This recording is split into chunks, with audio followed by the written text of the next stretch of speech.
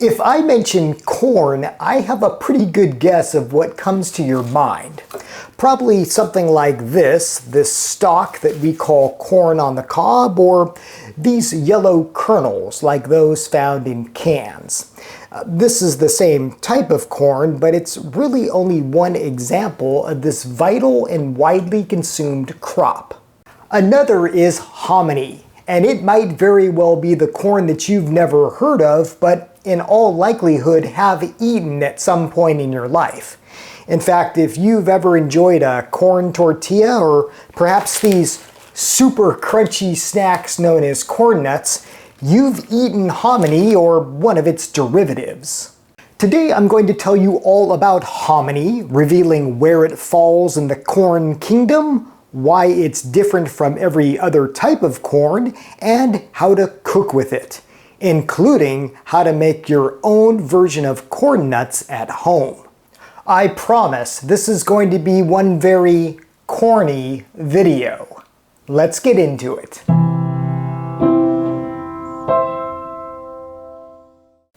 Hello and welcome to I Want to Cook. My name is Chef Matt and this channel is all about helping you be a better cook. And this week's episode is all about hominy. Now, for a large swath of the world, especially Latin America, you know this stuff. You've been cooking with hominy for ages. But for a lot of Americans, this might be something of a mystery. Maybe you've seen it in the aisle of your store and you've always wondered, what is that stuff and what do you do with it? Well, today all your questions are going to be answered. Okay, so let's begin with the basics first. What is hominy? Hominy is simply a type of corn or maize. And while all hominy is corn, not all corn is hominy. The corn that we like to eat at picnics, such as corn on the cob or in salads or side dishes, is known as sweet corn, which has a higher sugar content and is thus sweeter. Hominy, however, comes from field corn, which is starchier. It's often known as dent corn because the top appears dented. Now, compared to sweet corn, field corn is more often used to feed livestock or perhaps your car via the ethanol that's produced from it and then added to gasoline. Still though, field corn has a long history of feeding humans. We just don't necessarily eat it right off the cob as we do the sweet variety. Instead, field corn is often processed to make ingredients such as cornmeal. Now, hominy is a special type of field corn because it has undergone a process called nixtamalization. Try saying that 3 times.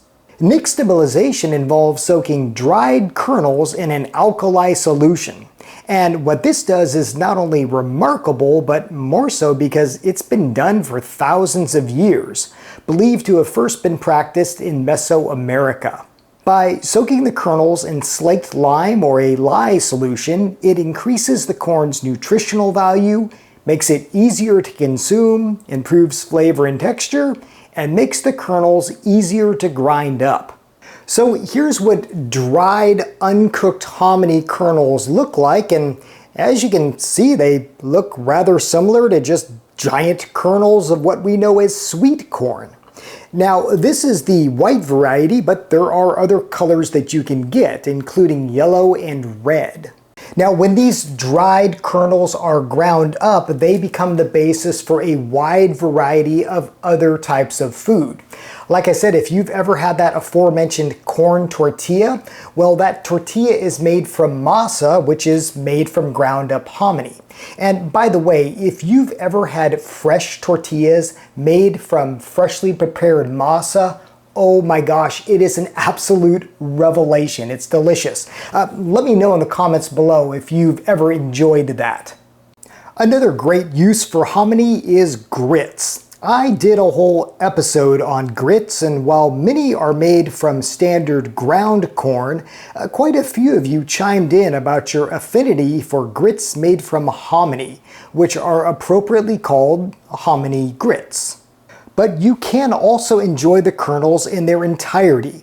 Now, if you buy dried hominy kernels, you'll first need to rehydrate them, and that process is similar to making beans from scratch, where you soak them overnight and then simmer them until tender.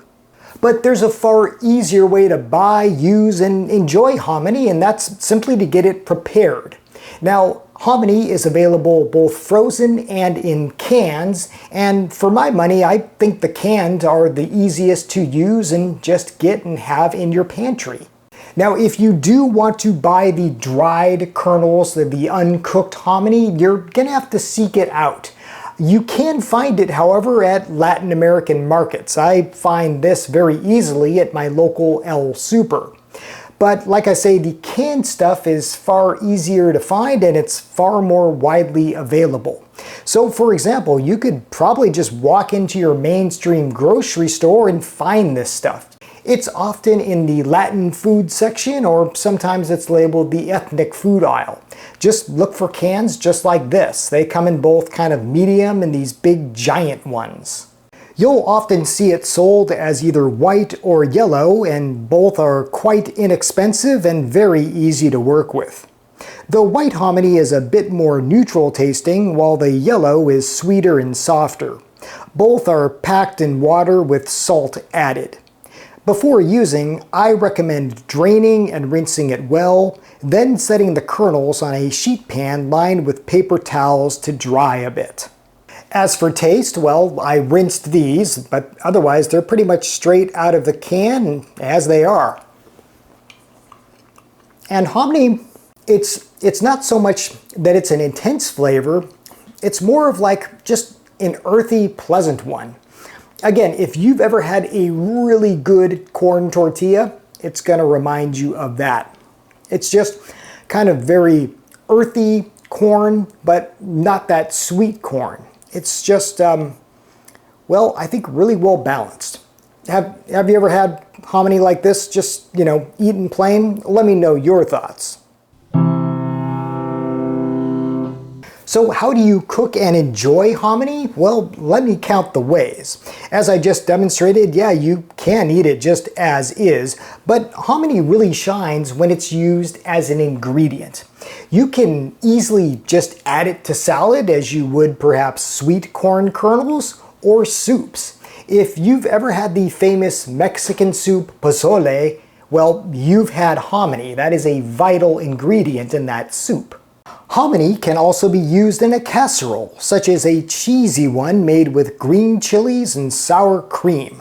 Top it with something crunchy like crushed crackers or panko crumbs, which is what I had on hand, and it becomes a hearty meal or side. Hominy can also simply be fried in a skillet with salt, pepper, and perhaps some paprika for extra vibrancy.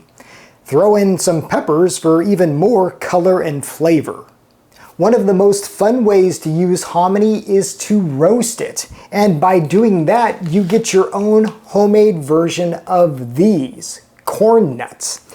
Now for this I like to use an air fryer, and if you remember my episode from many years back where we made air fried chickpeas, the process is very much the same. Simply drain the hominy, dry it well, then toss with oil and put into a 400-degree air fryer.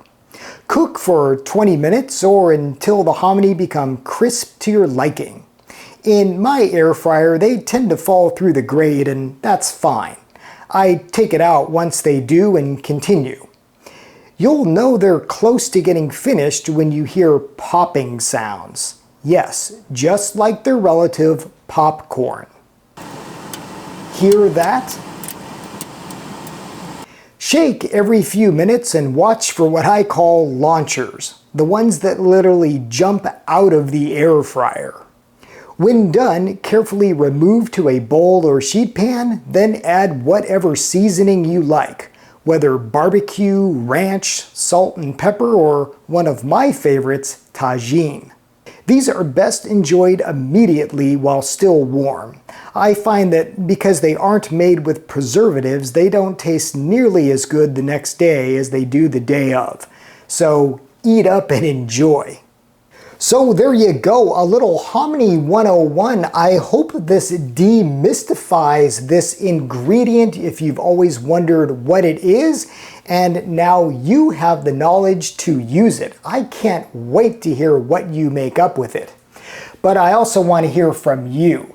Have you and your family been using and cooking and enjoying hominy for generations? I would love to hear your favorite recipes in the comments below. Okay, trivia time. Last week I asked you to identify this very odd and very old looking device, and several of you knew exactly what this is. This is a bean stringer. Apparently these were used back in the day when you had to string your own beans. A bean stringer and slicer, according to this right here. I found this at an old charity shop, and I thought it was so odd I had to get it. Congratulations to everybody who correctly identified last week's mystery device as a bean stringer. For this week's culinary trivia, we are going to go to the produce aisle. Here's a hint, I've been smelling these for days. It's so fragrant. I can't wait to eat this. If you know what this is, or if you have a guess, put it in the comments below, and I will of course let you know the correct answer in next week's episode. As always, thank you so much for watching. Thank you for subscribing. Until next time, I hope you want to cook.